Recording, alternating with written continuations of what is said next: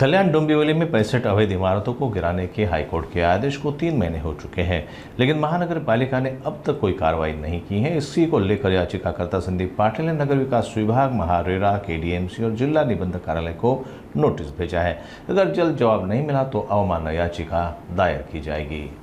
कसं आहे की जेव्हा कोर्टाने जजमेंट केली त्यामध्ये 6 डायरेक्शन दिले होते आणि त्या 6 डायरेक्शन 3 महिन्याच्या आत पूर्ण करायचे होते आणि त्याच्यापैकी एकही काम यांनी पूर्ण केलेला नाही आहे।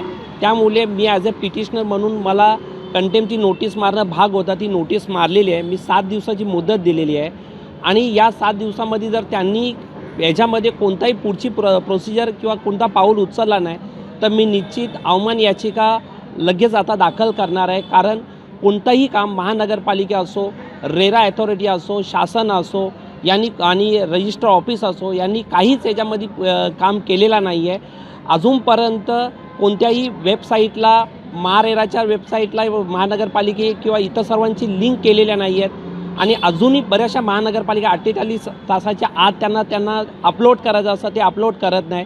त्यामुळे मी तशी त्यांना नोटीस मारलेली आहे। नोटीस मी पहिल्या सर्वप्रथम शासनाला मारलेले आहे, कारण शासन माझ्या याच्यामध्ये पार्टी होतं। दुसरं मी महारेराला मारलेली आहे, रेरा याच्यामध्ये इन्वॉल्व होतं। तिसरं मी महानगरपालिकाला म्हणजे केडीएमसीला आपली मारलेली आहे आणि चौथा मी याच्यामध्ये रजिस्टर ऑफिस ज्यांचे आजही रजिस्ट्रेशन चालू आहे त्यांना चौघांना मी ती कंटेम्प्टची नोटीस मारलेली आहे।